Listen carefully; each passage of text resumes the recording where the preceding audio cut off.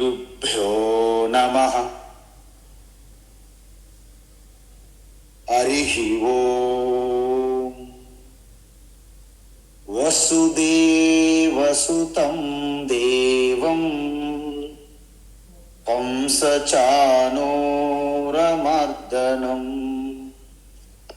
దేవకీ పరమానందం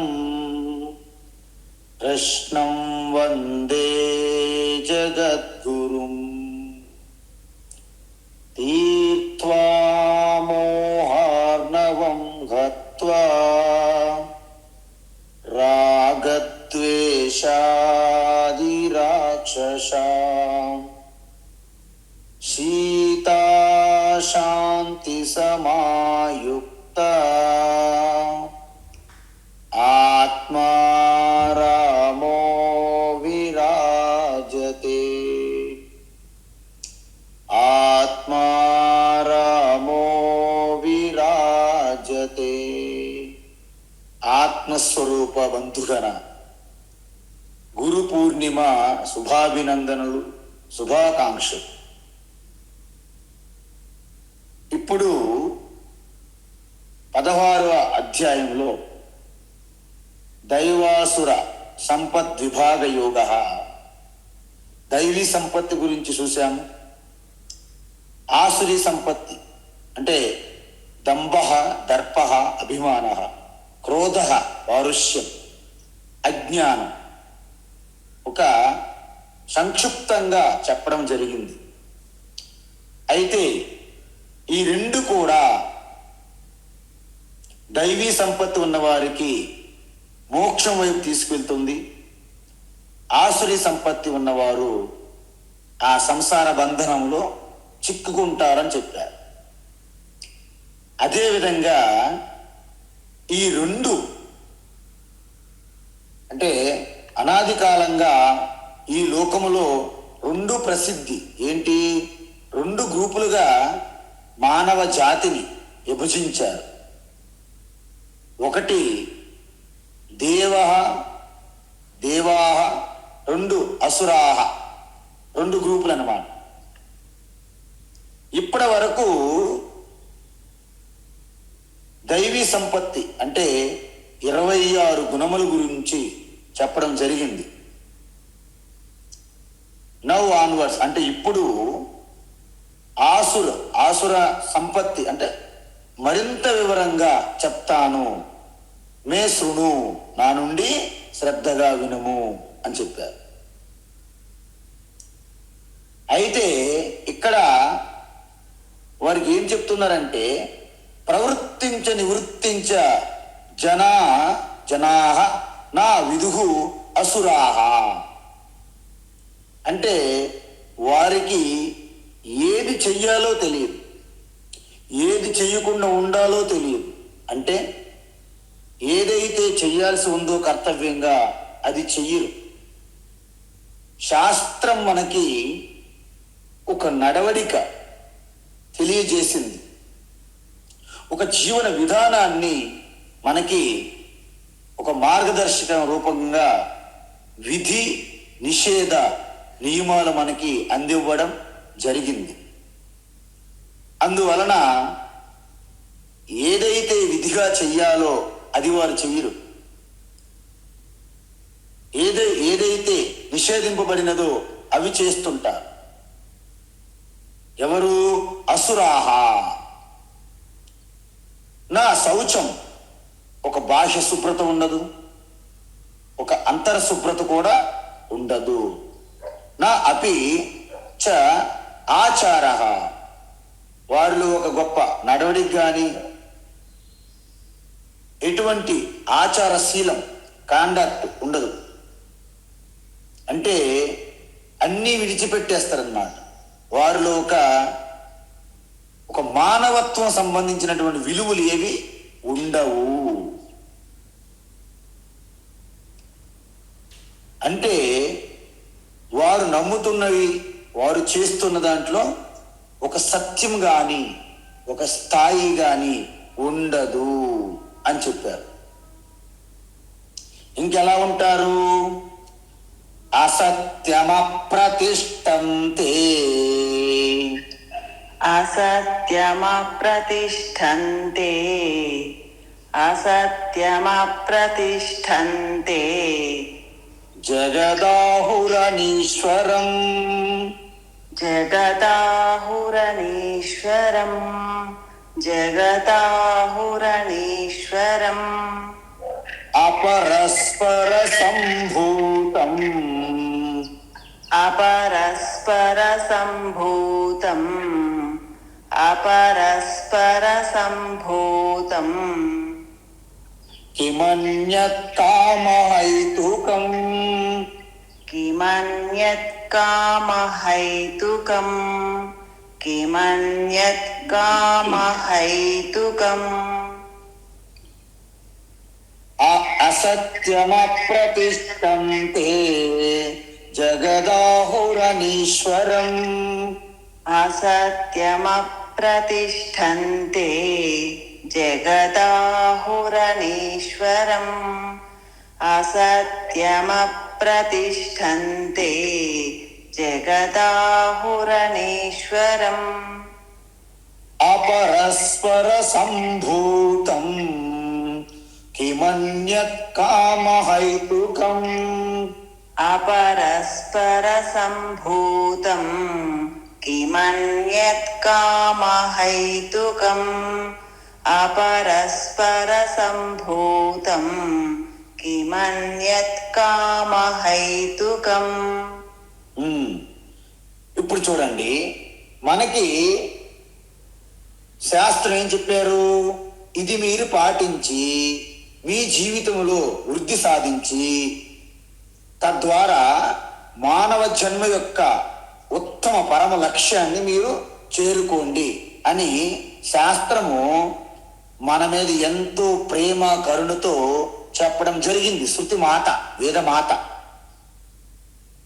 అయితే వీరు తాత్కాలికమైనటువంటి ఒక స్థూలంగా ఉన్నటువంటి నామరూపములో ఆకర్షణలో పడిపోయినటువంటి వీరు అసురాహ పూర్తిగా నిండా మునిగిపోతారు దాంట్లో. ఈ యొక్క ప్రాపంచిక విషయ భోగ లాలస లంపటలో మునిగిపోయి వీరికి అసలు ఆధ్యాత్మికత, స్పిరిచువాలిటీ అసలు అదొకటి ఉందా అనేది కూడా వారికి తెలియదు, గుర్తించరు. అందువలన వీళ్ళని వేదమాత చాలా తీవ్రంగా ఖండించింది శృతి. అవిద్యాయామంతరే వర్తమానా స్వయం ధీరా పండితం మన్యమానా దంద్రమ్యమానా పర్యంతి మూఢా అంధేనైవ నీయమానా యత అంధా అని చెప్పింది. చాలా తీవ్రంగా ఖండించింది. ఏ విధంగా ఖండించిందంటే, వీళ్ళు పశువులతో కూడా సమానము. యో అన్యాం దేవతాముపాస్తే అన్యోహం అన్యః అసౌ నస వేద అన్నది. అంటే వీళ్ళు పూర్తిగా ద్వైత బుద్ధిలో ఉంటారు. వారికి ఎటువంటి నియమాలు, సూత్రాలు, విలువలు ఏమి వంట పట్టవు. వారికి తోచినట్టు చేయడమే. మన్వాని కామ్ కర్నేవాల అన్నమాట. మనసుకి ఏది తోస్తే అది చేస్తారన్నమాట. అలా చేసేవారిని పశువత్ ప్రవృత్తి అంటారు. పశువత్ ప్రవృత్తి అంటే పశువుల వలె ప్రవర్తిస్తారు, అంటే విచక్షణ జ్ఞానం ఉపయోగించరు అని అర్థం. అందువలన మరి మనకిన్ని పశువులకి తేడా ఏముంది? ఏమీ ఉండదు అలాగైతే. అందుకే ఆహార నిద్ర భయమైతునం చ సామాన్యమేత పశువే నరాణాం జ్ఞానో హి తేషాం అధికో విశేషః జ్ఞానేన విహీనా పశుభి సమానః. అందువలన మనకి పశువులకి మిగతావన్నీ సమానమే. ఆహార, నిద్ర, భయము, మైథునము ఇవన్నీ సమానం. కానీ మనల్ని గొప్పగా ఏం చేస్తుంది? ఆ బుద్ధి జ్ఞానం, వివేక జ్ఞానం. అదేవిధంగా వీరు అజ్ఞానంలో కూరిగిపోవడం వలన మేము స్వయం పండితులము విద్వాన్లు అని ప్రకటించుకుంటారు. అన్ని ప్రదేశాల కాలంలో సంచరిస్తూ ఉంటారు. తరువాత వీరు అందులో మునిగిపో ఉండడం కాకుండా మిగతా వారిని కూడా అందులో ఉంచడానికి ప్రయత్నిస్తారు. చూశారు కదా మీరు, ఈ మధ్య కాలంలో ఎన్నో జిహాదుల పేర్ల మీద, ఎన్నో కన్వర్షన్ల పేర్ల మీద జరుగుతుంది. అర్థం ఏంటి? వాళ్ళకు భయం. ఎందుకంటే అది ఒక గ్రూపు, వాళ్ళకి అభద్రతా భావం. అందువల్ల ప్రపంచం అంతా దాంట్లో కలుపుకోవాలి. అందుకే ఈ మత మార్పులు చెలరేగాయి ప్రపంచం. అందువలన ఏమంటున్నారు? అసత్యం అంటే మన శాస్త్రాన్ని వీరు వేద ప్రమాణాన్ని పూర్తిగా నమ్మరు. ఇక్కడ సత్యం అంటే శాస్త్రం, వేద ప్రమాణం. అందుకే శాస్త్రం ఏం చెప్పింది అంటే మాతృపితృ సహస్రేభ్య అపి హితేషుని శృతి అన్నారు. అంటే తల్లిదండ్రులు ఒక వేయి తల్లిదండ్రులు ఎంత ప్రేమ చూపెడతారో అంతకంటే అధికంగా ప్రేమ కరుణ చూపిస్తుంది శృతి మాత అని చెప్తారు శంకరాచార్య భాష్యములు. అందువలన మనము మన తల్లిదండ్రులు కేవలం మనకి సుఖంగా ఉండాలని కోరుకుంటారు. కానీ వేదమాత సుఖము హితముతో పాటు మీకు పరమ శ్రేయస్సు అందించాలనే వేదమాత యొక్క తపన. అందువలన అప్రతిష్టం, ఈ జగత్తు సృష్టి దేనిపైన ఆధారపడి ఉంది, దేనిపైన కొనసాగుతుంది, దేనిలో లయమవుతుంది అంటే ఈ ప్రపంచానికి ఒక ఆధారం ఉందా అంటే వారు నమ్మరు, అస్సలు ఒప్పుకోరు. ఎందుకంటే ఇక్కడ ధర్మం అని ఉంటుంది. మనం ముందే చూసాం, ఈ పంచభూతాత్మకమైనటువంటి సృష్టి జరగాలంటే ఆ నక్షత్రాలు, గ్రహాలు, పంచభూతములు, వాటి యొక్క ధర్మాలు, వాటి యొక్క సూత్రాలు ఎటువంటి అసలు ఎంత సవ్యంగా సక్రమంగా ఆ నిర్దేశించినటువంటి సూత్రాల ఆధారంగా వాటికి ప్రకృతి సూత్రాలు అంటారు. భూమి ఆకర్షణ శక్తి, భూమికి ఉన్నటువంటి గంధవాసన, నీటికి ఉన్నటువంటి చల్లదనం, అగ్నికి ఉన్నటువంటి వేడిదనం, ఇవి ఎట్టి పరిస్థితుల్లోనైనా విడిచిపెడుతున్నాయా? లేదు. సూర్యుడు పగటిపూట, చంద్రుడు రాత్రిపూట ఎంత నియమంగా జరుగుతుంది సృష్టి. భూమిలో ఉన్న జీవులకి, అనేక నీటిలో ఉన్న జీవులకి ఎటువంటి యోగక్షేమాలు ఎవరు చూస్తున్నారు? అందువలన ఈ ప్రకృతి నియమాలు అన్నీ కూడా సృష్టికర్త అయినటువంటి పరమాత్మ ద్వారా నిర్దేశించబడినవి. వాటిని శాస్త్రంలో కూడా తెలియజేయడమైనది. కాబట్టి వాటిని మీరు అస్సలు పట్టించుకోరు. ఎందుకంటే ధర్మో విశ్వస్య జగత ప్రతిష్ట లోకే ధర్మిష్ట ప్రజా ఉపసర్పంతి ధర్మేన పాపం అపనుదతి. అపనుదతి అంటే పాపం. ధర్మం ద్వారా మాత్రమే మీరు పాపాన్ని మీరు తొలగించుకోగలరు. ధర్మే సర్వం ప్రతిష్ఠితం తస్మాత్ ధర్మం పరమం మతం ఇది వదంతి. వేదంలో చెప్తుంటారు. అంటే ఏ ధర్మం ధారణాత్ ఇది ధర్మ అంటారు. అంటే ధరించి పోషిస్తుంది, పట్టి వస్తుంది అనమాట సృష్టిని. కాబట్టి ఈ ధర్మం అంటే స్థితి కారణము. ధారణాత్ ఇది ధర్మ అంటే ఈ సమాజాన్ని, ఈ సృష్టిని ఏవి నిలబెడుతున్నాయి? ధర్మసూత్రములు, ధర్మమే. అందువలన వాటికి విరుద్ధంగా వెళ్తే సర్వనాశనం. అందుకే ఈ ధర్మసూత్రాలు మనం పాటిస్తుంటే ఈ యొక్క ప్రకృతి, ఈ సృష్టి ఎంతో ఆరోగ్యకరంగా స్థితిగా నడుస్తుంది. ఒకవేళ మనము విలువలు, నైతికమైనటువంటి ధార్మిక విలువలు మనం పాటించకపోతే మొత్తం సమాజం అంతా కన్ఫ్యూజన్ అయ్యి, చెప్పాడు కదా మొదట అధ్యాయంలో అర్జునుడు, ఈ సమాజం అంతా కన్ఫ్యూజన్లోకి వెళ్ళేటప్పుడు ఇక అధర్మం పెరిగిపోతుంది, వినాశనానికి దారి తీస్తుంది. అటువంటి సమాజము ఎంతో కాలం మసలదు, నిలబడదు. కాబట్టి శాస్త్రం ఏం చెప్తుందంటే, మీకు ఒక క్రమబద్ధంగా మీ యొక్క నడవడిక, జీవన విధానము నిర్దేశిస్తే దాన్ని మనం తూచా తప్పకుండా పాటించినట్లయితే మనం మెట్టుకు మెట్టు పైకెక్కి మన పరమ లక్ష్యమైనటువంటి ఆ మోక్ష పదాన్ని మనము పొందుతాము. వాళ్ళేమంటారు, వేద నాస్తి, ధర్మ నాస్తి, సృష్టికర్త నాస్తి, అసలు సృష్టి కంటే కర్తే లేడు అంటారు వాళ్ళు. ఎవరు? అసురులు చెప్తున్నాం ఇక్కడ మనం. అందుకే మనం చూసాం ప్రహ్లాద స్టోరీలో ఆయన నారాయణ ఒక సృష్టి స్థితికర్త, ఒక ఈశ్వర ఉన్నారంటే ఒప్పుకోడు ఆయన.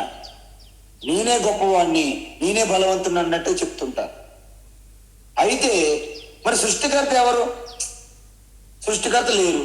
మరి సృష్టికర్త లేకుంటే ఈ జగత్తు ప్రపంచం ఎలా వచ్చింది? ఇది మనం అడగాలి కదా అలాంటి వాళ్ళని.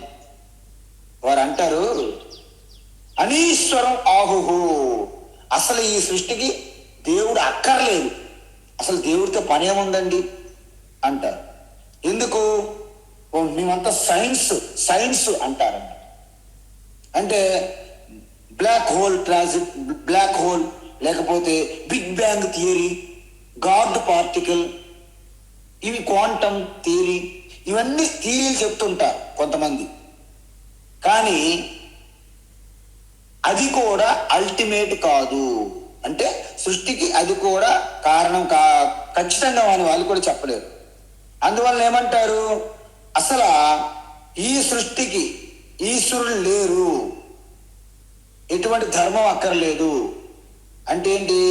మనం ఎలాగా కావో పీవో మజా కరో, లేకపోతే కావో పీవో మర్జావో, తిను తాగు, సమయం వచ్చినప్పుడు పోతుంది, మట్టిలో కలిసిపోతుంది. దానికోసం తర్వాత ఏం జరుగుతుంది ఎవరికి ఏం తెలియదు. భస్మీభూతస్య దేహస్య కుతః పునః ఆగమనం, అందువలన ఋతం కృత్వా కృతం పిబేత్. భస్మీభూతస్య దేహస్య కుతః పునః ఆగమనం, అప్పు చేసుకొని ఘృతం తాగండి. ఘృతం అంటే నేతి వంటలు తినండి. ఎందుకంటే శరీరం భస్మీభూతమైన తర్వాత ఇంకేం లేదు, మిగిలి ఉండదు ఏమి అని చెప్తారు వాళ్ళంటి వాళ్ళు. చారువాక సిద్ధాంతం అంటారు అది.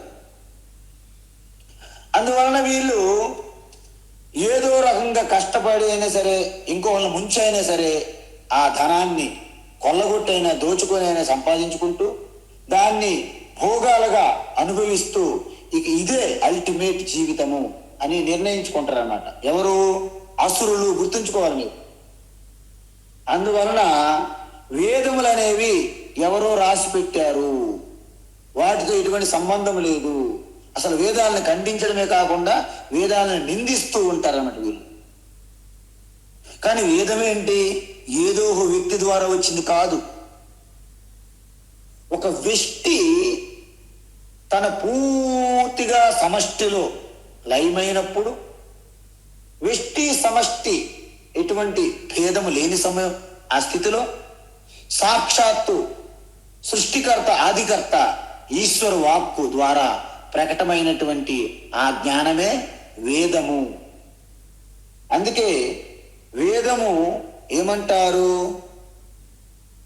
ప్రత్యక్షానుమిత్యేవ యస్తోపాయో న బుధ్యతే ఏనం విదంతి వేదేన తస్మాత్ వేదస్య వేదత. మన ప్రత్యక్షము అనుమానానికి అందనటువంటి జ్ఞానము అంటే మొత్తం సైన్స్ జ్ఞానం అంతా కూడా ప్రత్యక్షము ఏదైనా అనుమానం ద్వారా వస్తుంది. మొత్తం సైన్స్ అండ్ టెక్నాలజీ మొత్తం ఇప్పటి వరకు ఉన్నటువంటి జ్ఞానం, లౌకిక జ్ఞానం అంతా. మరి ఈ రెండింటికి అందని జ్ఞానము కేవలము వేద జ్ఞానమే, అతీంద్రియ జ్ఞానము, అపౌరుషేయ జ్ఞానము అంటారు. అందుకే అందువలన మరి సృష్టి ఎలా వచ్చింది అంటే వాళ్ళు అంటారు, సృష్టి ఎలా వచ్చిందా, చాలా తేలికండి. ఎందుకు? అపరస్పర సంభూతం. చూసారా, పరస్పరంగా ఈ ప్రకృతి పురుష చైతన్యంతో సంయోగం వలనే సృష్టి వస్తుంది. అంటే ప్రతి ప్రాణి స్త్రీ పురుష సంయోగం వలన సృష్టి వస్తుంది అని చెప్తారు, తేలిగ్గా చెప్తారు. అంటే వాళ్ళు ఏమంటారు, జనరల్ సాధారణంగా తల్లి తండ్రి వలన సంతానం వస్తుంది వాళ్ళ యొక్క సంయోగం వలన అని చెప్పేస్తారన్న. మరి అలాంటప్పుడు పిల్లల కోసమని దేవుణ్ణి ప్రార్థించడం ఎందుకు? ఆలయాలు, గుడులు, చర్చిలు, మసీదులు వాటికి వెళ్ళి పూజలు, ప్రార్థనలు ఎందుకు? ఇవన్నీ కూడా దండగా, శుద్ధ వేస్ట్ అంటారు వాళ్ళు. దాన్ని ఈ గుడులు, ఈ చర్చిలు, ఈ మసీదులు వీటికి అనవసరముగా డబ్బులు వెచ్చిస్తున్నారు, అవి వేరే వారికి పంచండి అంటారు. కానీ చాలా మందికి మనలో ఉన్న వాళ్ళు కూడా నిజమే కదా, మహాశివరాత్రికి ఇన్ని పాలు శివలింగం మీద వేసేస్తున్నారు, వేస్ట్ చేస్తున్నారు. ఈ పాలు పేదవారికి ఇస్తే వాళ్ళకి ఆకలి తీరుతుంది కదా, చాలా లాజిక్ బాగున్నట్టు అనిపిస్తుంది మనకి. అబ్బా ఎంత బాగుందో, అద్భుతం, అవును కదా. మన వాళ్ళకి తెలియదండి, ఆ శివలింగం మీద అదేమైనా జీవం ఉందా, దాని మీద పాలు వేస్ట్ చేస్తున్నారు అనిపిస్తుంది మనకి. కానీ ఒకటి మనం మర్చిపోతున్నాం. ఎందుకంటే మీరు ఒకటి గమనించండి, ఈ సృష్టికి మూలం అనేది మనకు కనిపించదు. సృష్టికి మూలం అనేది మనకు కనిపించదు. మనకు బహుమానాలు, మనకు అనుగ్రహంతో మన యొక్క శరీరం మనకు వచ్చింది. ఈ శరీరంతో పాటు ఎన్నో మంచి మంచి కంఫర్ట్స్, సదుపాయాలు, సౌకర్యాలు అన్నీ ఈరోజు మనం కలిగి ఉన్నామంటే ఆ ఈశ్వరుని అనుగ్రహం అని మనము గుర్తించడం కష్టమవుతుంది. కానీ మీరు ఒకటి గమనించండి, ఒక చెట్టు ఉంది, దాని యొక్క మూలం అంటే వేళ్ళు మన బయటికి కనిపించవు. మనకు కనిపించేప్పుడు కూడా ఆ చెట్టు యొక్క శాఖలు, పత్రాలు, పుష్పాలు, పండ్లు ఇవి మనకు కనిపిస్తాయి. మరి కనిపిస్తున్నటువంటి ఆ కొమ్మలకి, ఆకులకి, పుష్పాలకి, పండ్లకి వాటికి నీరు పోస్తామా? కనిపించినటువంటి వేళ్ళు కోసం మూలములో మనం నీళ్లు పోస్తామా? చెప్పండి. చాలా మంది అలా అనుకుంటారు. అందుకే 15వ అధ్యాయంలో ఏమన్నారు భగవాన్, ఈ సంసార సృష్టి ఒక అశ్వత్థ వృక్షంతో సమానంగా పోల్చారు. ఊర్ధ్వమూలమదశాఖం అశ్వత్థం ప్రాహురవ్యయం చందాంసి యస్య పర్ణాని యస్తం వేద స వేదవిత్ అని చెప్పారు. కాబట్టి మనం అనుకుంటాం మన అభిషేకాలు, మన పూజలు, మన వ్రతాలు, మన యజ్ఞాలు వృధా సమయం అనుకుంటారు కొంతమంది. కానీ మీరు చేస్తున్నది యావత్తు సమాజానికి, సృష్టికి మేలు జరుగుతుంది. ఎందుకు? వాళ్ళకి ఈ రహస్యం అర్థం కాదు. సృష్టి మొత్తం యావత్తు అణువణువు శివశక్తిమయం అనేది వాళ్ళకి అర్థం కాదు. ఎప్పుడు కూడా బాహ్యంగా కనిపించే ఒక స్థూలమైనటువంటి దృష్టి. కాబట్టి వాళ్ళు ఏమంటారంటే అపరహ పరహ సంభూతం. అపరహ అంటే మగవారు, అంటే మగవారు అంటే ఒక మనుషులే కాదు, అన్ని జంతువులు కూడా. ముఖ్యంగా ఇక్కడికి మనుషుల గురించి చెప్తున్నాం, అసురహ. కాబట్టి ఏం చెప్పాలి? అపరహ అంటే మగవారంటే, పరహ అంటే స్త్రీలు. అంటే స్త్రీ పురుష సంయోగం వలన సృష్టి జరిగిపోతుందని చెప్పేశారు. ఎవరు? అసురులు. అంటే కామహైతుకం, ఎందుకు వస్తున్నది? మాకు పిల్లలు కావాలి అనే బలమైన కోరికలు వాళ్ళకు ఉన్నాయి కాబట్టి అందువలనే సృష్టి జరుగుతుంది. కాబట్టి సృష్టి కోసం ఎటువంటి భగవంతుడు ఈ కృపా కటాక్షాలు అవసరం లేదు అంటారు. అది నిజమా? కాదు. ఎందుకంటే కేవలం స్త్రీ పురుష సంయోగం వలన సృష్టి జరగదు. అది అలాగైతే ఎంతో మంది పిల్లలు లేని వాళ్ళు ఎంత బాధపడుతున్నారు, ఎంతో మందికి సంతానం ఉన్న వాళ్ళు బ్రతికి బట్ట కడుతున్నారా లేదా మనకు తెలుసు. వాళ్ళు అనారోగ్యంగా ఉంటారు, ఆరోగ్యంగా ఉంటారు. అనేకమైనటువంటి సృష్టి దాని వెనుక ఉన్నటువంటి కర్మ సిద్ధాంతం, ధర్మ సిద్ధాంతం ఎంతో ఆధారపడి ఉంటుంది. అదంతా కూడా ఒక అదృశ్యమైనటువంటి అపూర్వ స్థితి. కానీ అంతవరకు బుద్ధి పనిచేయదు కదా వాళ్ళకి. ఏది కూడా ప్రూఫ్ చూపెట్టు అంటారు. దుస్తర్కం చేస్తారు, మనతో వాదిస్తారు. నాకు ఏదైనా చూపెడితే నమ్ముతా అంటారు. కొన్ని విషయాలు మనం చూపెట్టడానికి వీలు కాదు. మీరు అలాంటి వాళ్ళకి ఎప్పుడైనా సరే మీరు అడగాలి, ఏమయ్యా మీకు బుద్ధి ఉందా? ఏం మాట్లాడుతానండి? కోపం అయిపోతారు. మొదట మీ మీద కోపం అవుతారు కూడా. ఉంది అంటారు. చూపెట్టు, నీ బుద్ధి నాకు చూపెట్టు, బయట తీసి చూపెట్టు. బుద్ధి ఎవరైనా చూపెట్టగలరా? అదేవిధంగా మనం వాళ్ళకి ఏదో చిన్న పిన్నితో ఇలా గుచ్చామనుకోండి, పెయిన్గా ఉందంటారు, నొప్పిగా ఉందంటారు. చూపెట్టు, నాకు నొప్పి చూపెట్టు. ఏ విధంగా చూపెడతారు?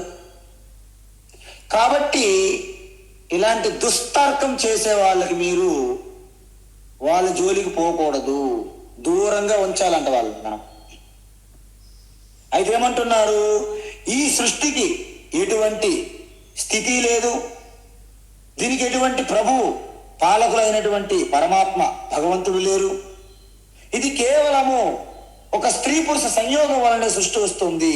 ఎందుకంటే వాళ్ళలో ఉన్నటువంటి కోరికలే కారణము అని చెప్తారు. ఎవరు? అసురులు. ఏతాం దృష్టిమవష్టభ్య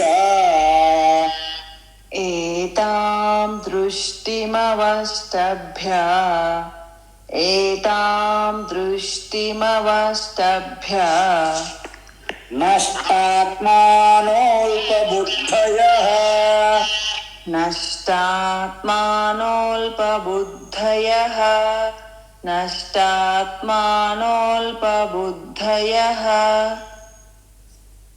ప్రభవంత్యుగ్రకర్మాణః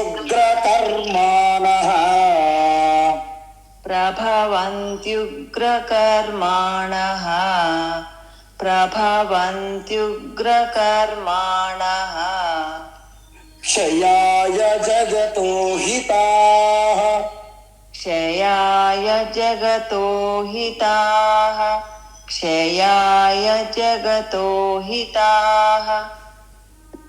ఏతాం దృష్టిమవష్టభ్య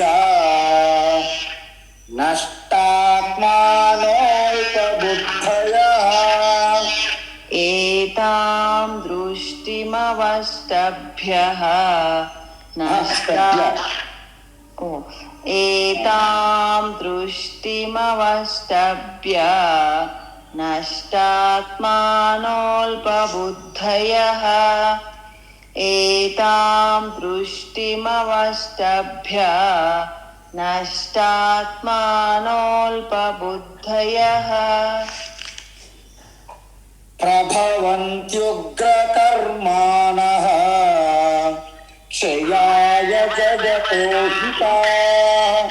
ప్రభవంత్యుగ్రకర్మాణః క్షయాయ జగతో హితాః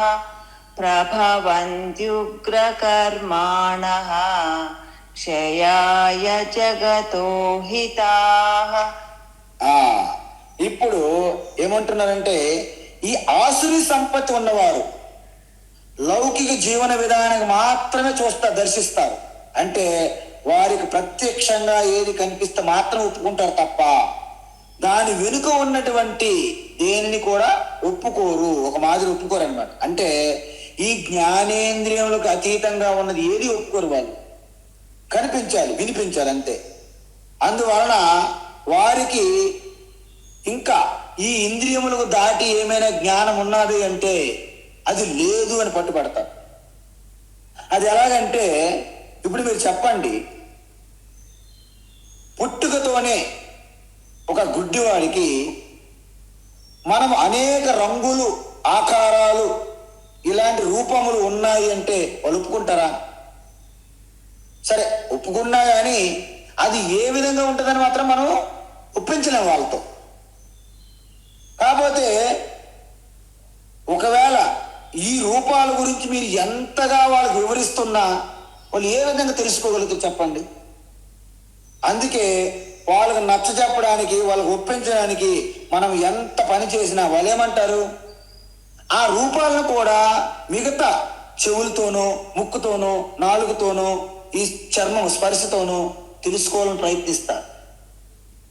మీరు చెప్పండి, ఒక గ్లాసు నీరు తీసుకొని దాంట్లో కొంత ఉప్పు వేసాం, మనం చూసాం ఉప్పు వేయడం, ఓకే, బాగా కలిగి పెట్టండి. కొంత సమయంకి అయ్యేసరికి దాంట్లో ఉప్పు మనకి కనిపించదు. అంత మాత్రాన ఉప్పు లేదు అని మీరు చెప్పగలరా? వాదిస్తారు కూడా కొంతమంది, ఉప్పు ఎక్కడ ఉందని చూపెట్టు చూపెట్టు అంటారు. ఉప్పు చూపెట్టాలంటే అది దృశ్యం, అంటే నేత్రములకు అందదు. మరి ఉందని ఎలా తెలుస్తుంది? నీ యొక్క నాలుక మీద పెట్టు, నాలుగు వాడు. అదేవిధంగా ఈ యొక్క లౌకిక జీవన విధానానికి అతీతంగా ఉన్నటువంటి ఒక తత్వం, ఒక జీవితం ఈ ఇంద్రియములకు అందదు అంటే ఏం చేయాలి? శాస్త్ర ప్రమాణం ఉన్నది, అది వారు ఒప్పుకో. ఇది పెద్ద ప్రాబ్లం అన్నట్టు వాళ్ళు. అందువలన వాళ్ళు ఏంటంటే తప్పుడు ప్రమాణం వాడుతున్నారు. ఎలాగైతే నీటిలో కరిగి ఉన్నటువంటి ఉప్పుని తెలుసుకోవడానికి నేత్రమైతే ఎలాగైతే వాడుతున్నారో, నాలుక వాడితే తప్ప ఉప్పు తెలియనట్లుగా వాళ్ళు కేవలము నాకు ప్రత్యేకంగా కనిపించాలి, దేవుడు కనిపించాలి,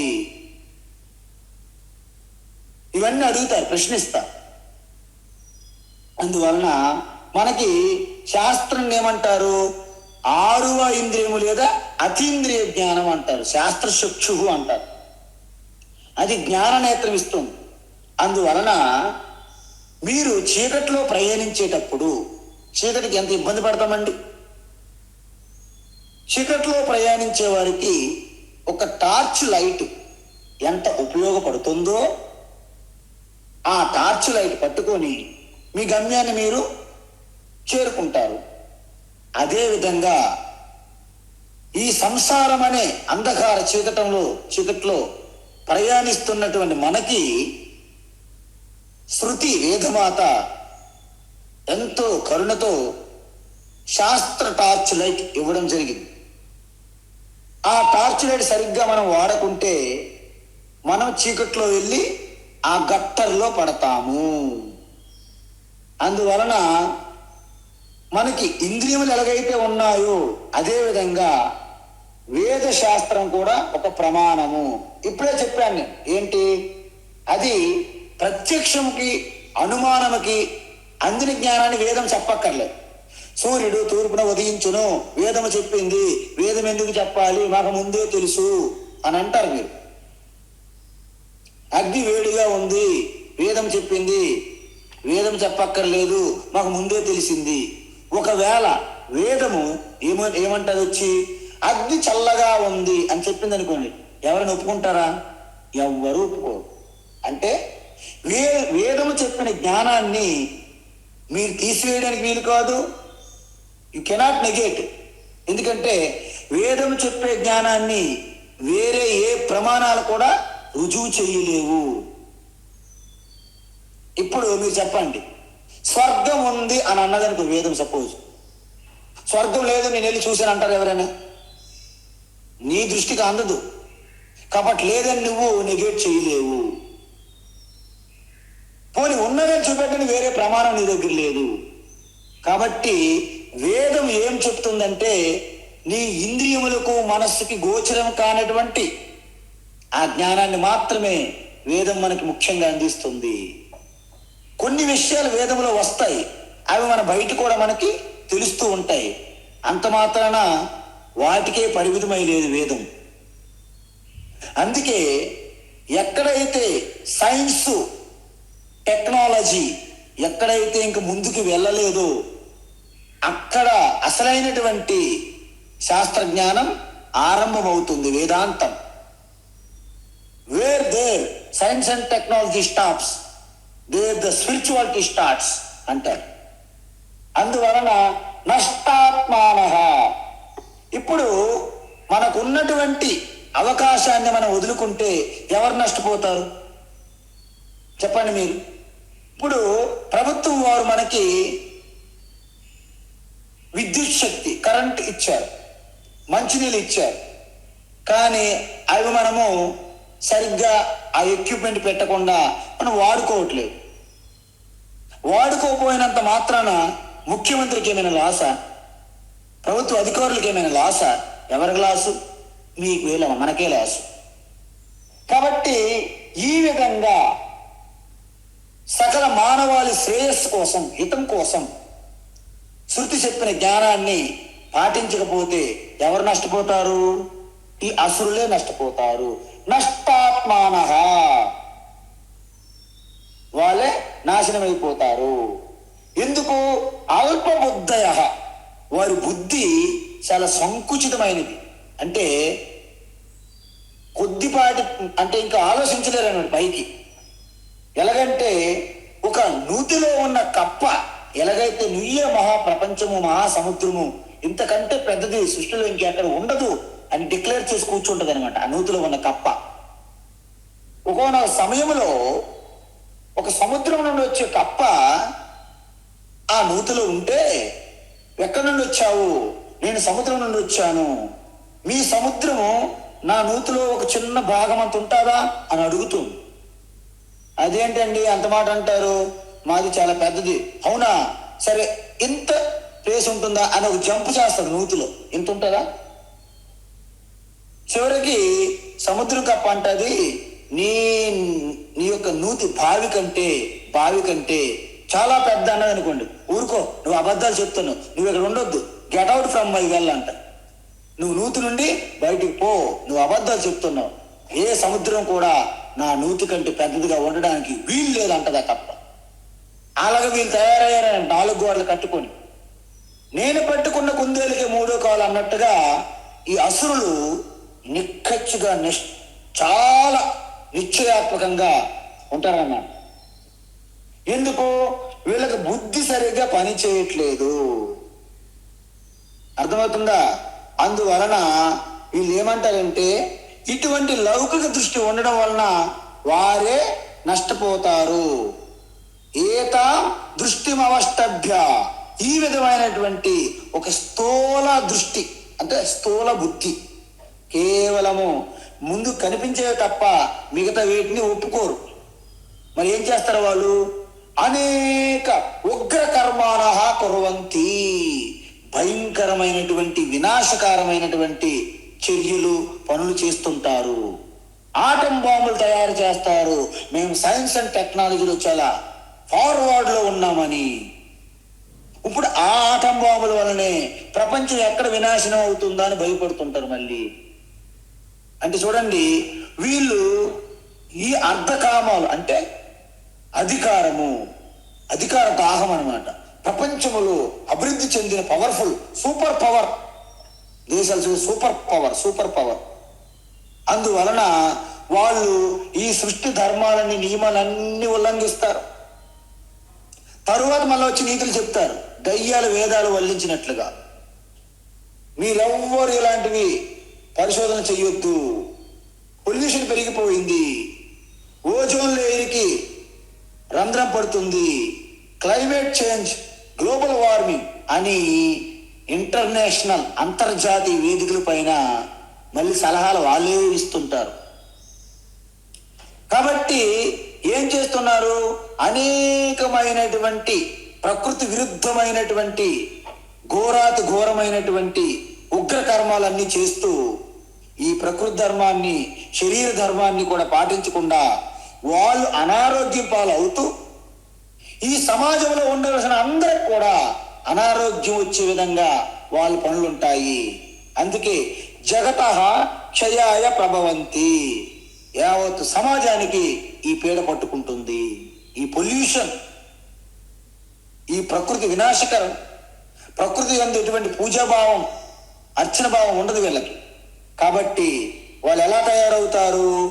సమస్త మానవాళికి బద్ధ శత్రువులుగా తయారవుతారు. అందువలన అహితాహ భవంతి. హిత అంటే మనకు శ్రేయస్ చేసేవాళ్ళు, అహిత అంటే బద్ధ శత్రువులుగా తయారవుతారు. చూసారా? అందువలన ఎప్పుడైతే అల్పబుద్ధి, ఈ దోష దృష్టి, స్థూల దృష్టి, మనకి కనిపిస్తున్న జగత్తే అల్టిమేట్ అనుకొని దాని వెనక ఉన్నటువంటి రహస్య జ్ఞానం తెలుసుకోకుండా, శాస్త్రం చెప్తున్నా వినకుండా అన్ని పక్కన పెట్టి వారికి తోచిన విధంగా ఉగ్ర కర్మలు, అంటే భయంకరమైనటువంటి చర్యలు, చేష్టలు, కర్మలు చేస్తూ వారు నష్టపోవడమే కాకుండా వాళ్ళ నాశనాన్ని వాళ్ళు తెచ్చుకోవడమే కాకుండా సమాజానికి కూడా చాలా నష్టాన్ని కలిగిస్తుంటారు వీళ్ళు. ఒక చెట్టు ఎక్కి తనెత్తిన కొమ్మ తనే కొట్టుకున్నట్లుగా వాళ్ళు నాశనం అవుతున్నారు. వాళ్ళతో పాటు మనల్ని కూడా నాశనం చేస్తారు ఈ సమాజాన్ని. వీరు అసురులు, అహితాహ భవంతి అంటే యావత్తు మానవాళికి, సమస్త మానవాళికి కంటకలుగా మారుతారు. ఒకప్పుడు కంసుడు లోకకంటకుడు, జరాసంధ, శిశుపాల, దుర్యోధన, రావణ ఇలాంటి వాళ్ళందరూ లోకకంటకులే. తారకాసుర, అనేక అసురులు. సో వీళ్ళందరూ లోకకంటకులు అయ్యేటప్పుడు మరి ఆ అసురుని కూడా కొంత బ్యాలెన్స్ చేయాలంటే మళ్ళీ సమస్త సృష్టి నుండి పరమాత్మ కూడా ప్రకటమవుతుంది. ఈ విధంగా ఈ అసురులు వారి యొక్క కార్యక్రమాలు భయంకరంగా ఉంటాయి. అంటే చూడండి, మానవాళికి శత్రువులు అవుతారు, చదువు ఉండి కూడా సంస్కారం లేని వాళ్ళు అవుతారు. అందుకే అంటాం మనం చదువుకున్న వారు కూడా అత్యంత మూర్ఖులుగా కూడా ఉండొచ్చు అనడానికి ఇదే కారణం. అందువలన సాక్షర రాక్షసాహ భవంతి. చూసారా? విద్యావంతులు కూడా వాళ్ళు ఎదుటి వారి యొక్క పీడని, బాధని ఆనందించే వాళ్ళని రాక్షసులు అంటారు. చివరికి వీళ్ళు రాక్షసులుగా మారుతారు, అసురులే రాక్షసులుగా మారుతారు. ఇది ఇప్పటి వరకు మనము విశ్లేషించాము. ఈరోజు అత్యంత గొప్ప మహోన్నతమైనటువంటి ఒక పర్వదినం. ఎందుకు? మనమందరము కూడా ఆస్తికులు. ఆస్తిక్య బుద్ధి దేని మీద? శాస్త్రం అంటే వేదం అనేది భారతీయ సనాతన ధర్మానికి ఒక మార్గదర్శి. అది సాక్షాత్తు ఈశ్వరుని నుండి ప్రకటమయ్యింది. కాబట్టి అలాంటి జ్ఞానాన్ని అందించినటువంటి ఆ దక్షిణామూర్తి స్వరూపము, కృష్ణం వందే జగద్గురు స్వరూపమైనటువంటి వ్యాస మహర్షి పుట్టినటువంటి రోజు, గురువులకే గురువు, జగద్గురువు, సర్వజ్ఞ అయినటువంటి ఆ వ్యాస భగవాని యొక్క పుట్టిన తేదీని గురు పూర్ణిమ, ఆషాఢ మాసంలో వచ్చినటువంటి ఈ పౌర్ణిమని గురు పూర్ణిమగా మనం జరుపుకుంటున్నాము. ఎందుకంటే ఈ జ్ఞానాన్ని అందించి ఒక మానవుడే మాధవుడుగా మానవత్వం నుండి దైవత్వానికి మారడానికి కావలసినటువంటి ఒక ప్రాతిపదిక సూత్రాలు, విజ్ఞానము, జ్ఞానాన్ని అందించినటువంటి ఆ గురు పరంపర. ఎందుకంటే మేము ఇప్పుడు చెప్తున్నాం, మేము అల్టిమేట్ ఆది గురువులు కాదు, మాకు గురువులు ఉన్నారు. వారు కూడా ఆది గురువులు కాదు, వారికి గురువులు ఉన్నారు. అలా మనము వెతుక్కుంటూ అన్వేషించుకుంటూ వెళ్తే చివరికి మనకి సదాశివ సమారంభాం శంకరాచార్య మధ్యమాం అస్మదాచార్య పర్యంతాం వందే గురు పరంపరాం అన్నారు. అందువలన ఆ సదాశివ సమారంభం అంటే దక్షిణామూర్తి ఆ సృష్టికి మూలమైనటువంటి ఆ మూలములో ఉంటూ వటవృక్ష సమీపే వట విటప సమీపే భూమి భాగే నిషన్నం సకలము నిజనానాం జ్ఞానదాతారమారాత్ త్రిభువన గురుమీశం దక్షిణామూర్తి దేవం జనన మరణ దుఃఖచ్ఛేద దక్షం నమామి. మౌనం వ్యాఖ్యా ప్రకటిత పరబ్రహ్మతత్వం యువానం వర్షిష్టాంతేవ సదృశి గణైః ఆవృతం బ్రహ్మనిష్టైః ఆచార్యేంద్రం కరకలిత చిన్ముద్రమానంద రూపం స్వాత్మారామం ముదిత వదనం దక్షిణామూర్తి మీరే. ఆ మహా జగద్గురువు ఆది గురువు అయినటువంటి ఎవరికైతే ఇంక గురువు లేరు వారు ఆది గురువులు, వారే దక్షిణామూర్తి. దక్షిణామూర్తి అంటే దక్షిణమైనటువంటి మృత్యుస్థానాన్ని కూడా జయించినటువంటి ఆ సర్వేశ్వర సర్వజ్ఞ మృత్యుంజయుడు కాబట్టి దక్షిణ అభిముఖంగా ఉన్నటువంటి ఆ మూర్తి స్వరూపము. దక్షిణ అమూర్తి అంటే సర్వజ్ఞ సర్వశక్తిమానైనటువంటి ఆ దక్షిణామూర్తికి నిజానికి రూపము లేదు, అమూర్తి. అంటే మరి ఎలాంటి రూపం అది? ఓం నమ ప్రణవార్థాయ శుద్ధ జ్ఞానైకమూర్తయే నిర్మలాయ ప్రశాంతాయ దక్షిణామూర్తయే నమః. ఆయన కేవలం జ్ఞాన స్వరూపము, శుద్ధ బ్రహ్మ పరాత్పర రామన్నట్టుగా కేవలము జ్ఞాన స్వరూపమే దక్షిణామూర్తి. అలాంటి దక్షిణామూర్తి నుండి వచ్చినటువంటి ఈ జ్ఞానము మన గురువు వరకు అంటే అస్మదాచార్య పర్యంతం నాకు బోధిస్తున్నటువంటి గురువు పర్యంతం ప్రతి ఒక్కరిని కూడా దక్షిణామూర్తి స్వరూపంగా పూజించడమే మన గురు పరంపర యొక్క లక్ష్యం. మరి గురు పరంపర లక్ష్యం అంతా బాగానే ఉంది. వ్యాస మహర్షి ఒక్కరేనా? మరి ఎంతో మంది ఋషులు ఉన్నారు కదా, ఆయనకే ఎందుకు ఇంతటి గొప్ప గౌరవం ఇవ్వాలంటే, వ్యాస అంటే అసలు పేరు వ్యాస కాదు, ఆయన పేరు కృష్ణ. కృష్ణ అయితే నల్లగా ఉండడం వలన ఆయన పేరు కృష్ణ అని పెట్టారు. ఒక ద్వీపం వద్ద జీవించేవారు కాబట్టి ద్వైపాయన అయ్యారు, అంటే కృష్ణ ద్వైపాయన.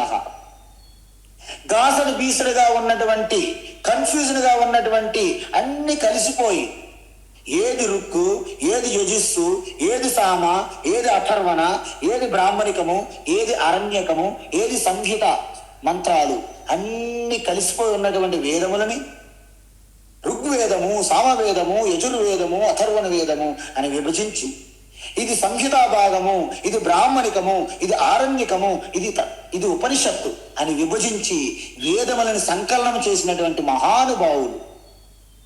కాబట్టి ఆయన వేదతత్వాన్ని కూడా విస్తరించి పురాణాలుగా రాసినటువంటి మహానుభావులు కాబట్టి వ్యాస అన్నారు. వేదాన్ని సంకలనం చేశారు కాబట్టి వేదవ్యాస అని పేరు వచ్చినది. అలాంటి కారణ జన్ములు, అలాంటి యుగ పురుషులు, అలాంటి అవతారమూర్తి సాక్షాత్తు విష్ణుమూర్తి యొక్క అవతారంగా చెప్తారు వ్యాస మహర్షి. మీ అందరికీ తెలుసు, ఒక ఉపాధ్యాయులుగా ఉన్నటువంటి సర్వేపల్లి రాధాకృష్ణ గారు ఉపాధ్యాయ వృత్తి నుండి ఎంతో తత్వవేత్తగా, అదేవిధంగా మన దేశానికి రాష్ట్రపతిగా కూడా ఎదిగారు. వారి జన్మదినం సందర్భంగా గురు పూజోత్సవంగా మనం ఆల్రెడీ జరుపుకుంటున్నారు. అదేవిధంగా ఇది బ్రహ్మ విద్య ఆచార్యుల్లో ఉత్తములు, అగ్రగణ్యులు, శ్రేష్ఠులైనటువంటి వ్యాస మహర్షి జన్మదినాన్ని మనము ఈరోజు జరుపుకుంటున్న ఆషాఢ మాసంలో పౌర్ణమి రోజున వ్యాస పూర్ణిమ అని అంటారు, లేదా గురు పూర్ణిమ అంటారు. కాబట్టి ఈ గురు పూర్ణిమ సందర్భంగా మనం ఒక్కసారి మన గురు పరంపర, ఋషి పరంపర, యోగి పరంపర అందరి ఆశీర్వాదము మనం ఒక్కసారి ప్రార్థించాలి ఆశీర్వాదం కోసం. అందుకే ఇది ఏ ఒక్క వ్యక్తి నుండి వచ్చింది కాదు, సాక్షాత్తు సృష్టి స్థితి లయకర్త అయినటువంటి నారాయణ నుండి ప్రకటమైంది జ్ఞానం బ్రహ్మ విద్య. నారాయణం పద్మభువం వశిష్టం శక్తించ తత్పుత్ర పరాశరం చ వ్యాసం సుఖం గౌడపదం మహాంతం గోవింద యోగేంద్ర మథాశ శిష్యం శ్రీశంకరాచార్య మథాశ పద్మపాదం చ అష్టామలకం చ శిష్యం తం తోటకం వాతికకారమణ్యాం అస్మద్గురూన్ సంతతమానతోస్మి. అంటే సాక్షాత్తు నారాయణ నుండి సృష్టికర్త అయినటువంటి బ్రహ్మకి సంక్రమించినది. బ్రహ్మగా నుండి ఆ యొక్క సప్తర్షుల్లో అయినటువంటి వశిష్ఠుని ద్వారా వశిష్ఠ పుత్ర అయినటువంటి శక్తి, శక్తి పుత్ర అయినటువంటి పరాశర, పరాశర పుత్ర అయినటువంటి వ్యాస, వ్యాసపుత్ర అయినటువంటి సుఖ మహర్షి. ఇక్కడ వరకు మనకి ఋషి పరంపర కనిపిస్తుంది. అక్కడ నుండి గురు పరంపర కనిపిస్తుంది. గౌడుపాద, గోవిందపాద, శంకరాచార్య, శంకరాచార్య శిష్యులు పద్మపాద, సురేశ్వరాచార్య, తోటకాచార్య, అష్టామలకాచార్య. అలాగా పరంపర వస్తూ వస్తూ వస్తూ ఇప్పటికీ మన ముందు ఉన్నటువంటి ఈ బ్రహ్మ విద్యను బోధిస్తున్నటువంటి అస్మదాచార్య ఆచార్య వరకు ఈ సమస్త గురు పరంపరకి మనము ఎప్పుడు కూడా మనం ఎన్ని ప్రార్థన చేసినా, ఎన్ని పూజలు చేసినా మనం దాన్ని తీర్చుకోలేని రుణం ఇది. కాబట్టి ఆ కృతజ్ఞతల భావంగా ఈరోజు గురు పూర్ణిమ మనం అందరము జరుపుకుంటున్నాము. మీకు ఋషి పరంపర, గురు పరంపర యొక్క ఆశీర్వాదము, కృపా కటాక్షములు మీ అందరి యందు చల్లగా ఉండాలి, పుష్కలంగా ఉండాలి. హరి ఓం తత్సత్. సర్వం శ్రీకృష్ణార్పణమస్తు.